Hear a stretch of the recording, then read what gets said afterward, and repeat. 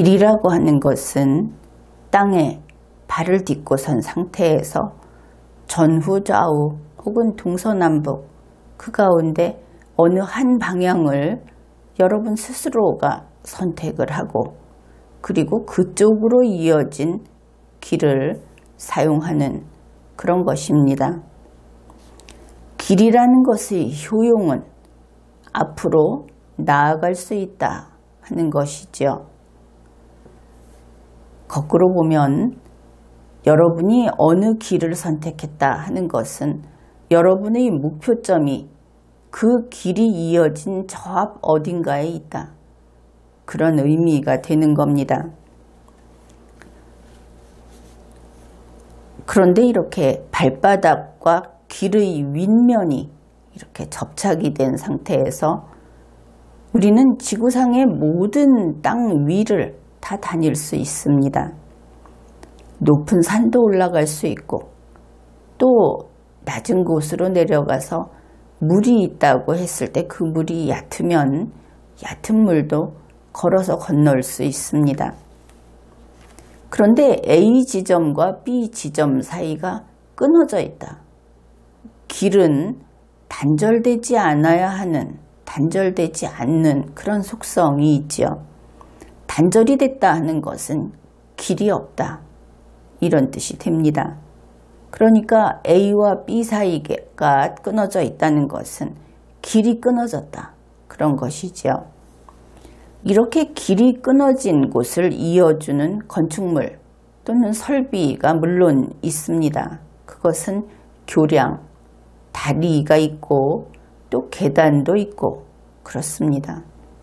그리고 오늘날에는 기술이 발달해서 엘리베이터, 에스컬레이터 이런 것도 내내 끊어진 길이 없는 곳의 길을 이렇게 이어주고 사용할 수 있게 해주는 그런 설비입니다.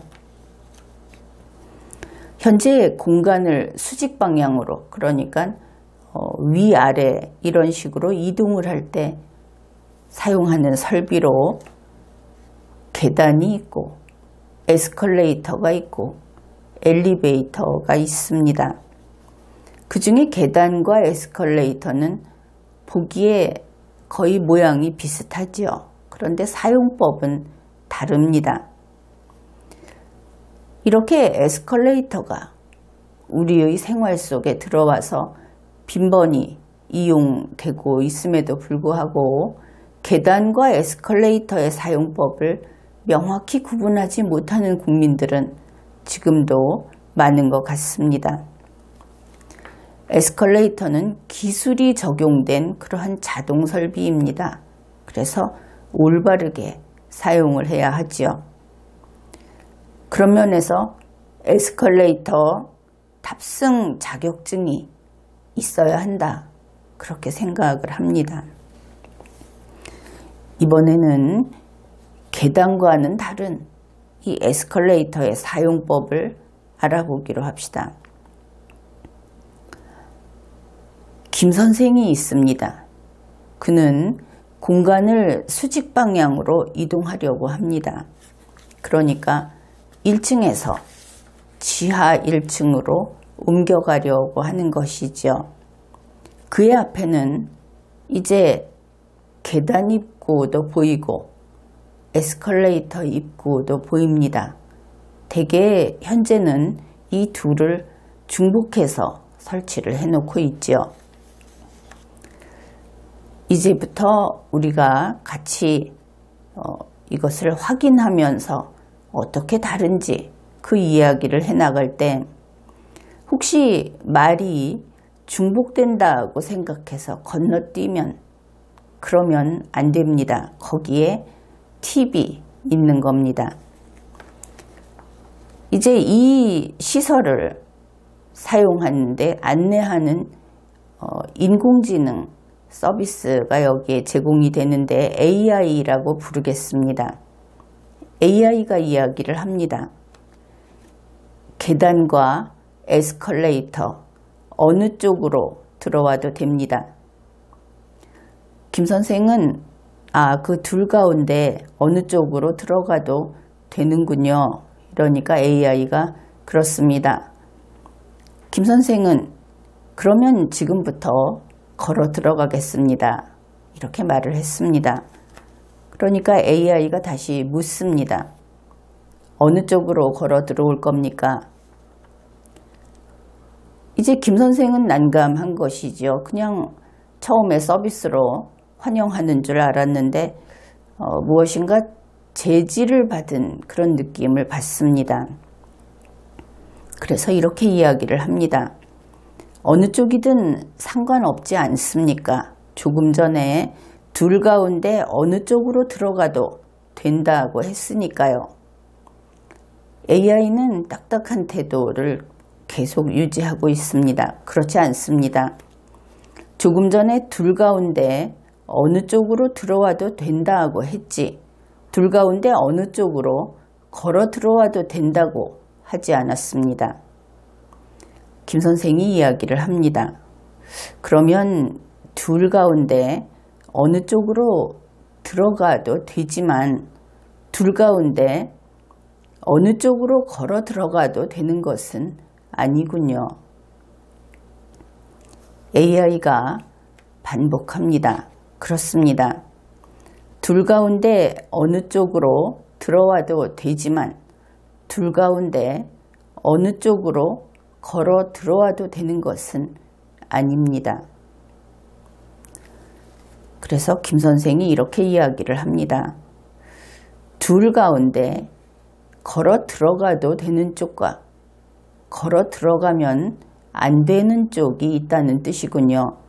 어느 쪽이 걸어 들어가도 되는 쪽입니까? AI, 계단 쪽이 걸어 들어와도 되는 쪽입니다. 김 선생, 그렇다면 에스컬레이터 쪽이 걸어 들어가면 안 되는 쪽이군요. AI가 말을 합니다. 그렇습니다. 에스컬레이터 쪽이 걸어 들어오면 안 되는 쪽입니다. 김 선생이 다시 묻습니다. 에스컬레이터 쪽으로 들어가려면 어떻게 해야 합니까? AI가 답을 합니다. 에스컬레이터 안으로 한 걸음 들어선 다음 가만히 서 있어야 합니다. 김 선생이 이제 그 말을 듣고 확인을 합니다. 에스컬레이터 안으로 한 걸음 들어선 다음 가만히 서 있어야 하는군요. AI가 그렇습니다. 에스컬레이터 안으로 한 걸음 들어선 다음 가만히 서 있으면 에스컬레이터가 길 끝으로 아래층으로 데려다 줍니다. 이렇게 해서 에스컬레이터를 탑승하는 법을 우리가 다 같이 알게 되었습니다. 물론 지금까지 함께 이 과정을 같이 지켜본 여러분은 에스컬레이터 탑승 자격증을 취득했습니다. 그러니 다른 사람에게도 알려주어야 하겠죠. 그런데 여기에서 이런 생각을 했을 겁니다. 당연하게 주고받는, 반드시 필요한 말만 있는, 사실은 지금까지 소개한 내용 중에는 군더더기는 없었습니다. 어떤 묘사라든지 그런 것은 없었는데 이상하게도 우리의 실생활에 비해 봤을 때 말이 중복이 된다든지 길다든지 이런 느낌을 받았을 겁니다.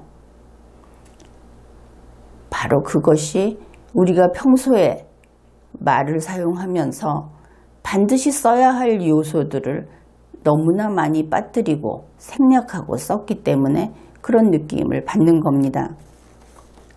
또 하나 여기에는 아주 중요한 논리적인 체계가 들어 있습니다. 여러분이 이것을 눈치챘는지 모르겠습니다. 김 선생은 계속 걸어 들어간다고 합니다. AI는 계속 걸어 들어온다고 하죠. 말이라고 하는 것은 만일 A씨와 B씨가 서로 마주 앉아서 말을 한다고 할 때도 그것을 우리라고 해서 뭉뚱거려 버리면 내용이 불명확해집니다. 바로 김 선생과 AI가 하듯이 고집스럽게 자기의 위치를 자기를 중심으로 놓고 이 주체성, 중심이라는 것을 결코 잊지 않으면서 계속 대화를 해나가야 하는 겁니다. 자기를 중심으로 해서 표현을 한다 하는 것은 대단히 중요합니다. 여러분도 이렇게 주체성을 항상 자각하면서 언어를 사용하는 그러한 습관을 지니면 좋을 겁니다. 지금까지 리걸마인드 연구소였습니다.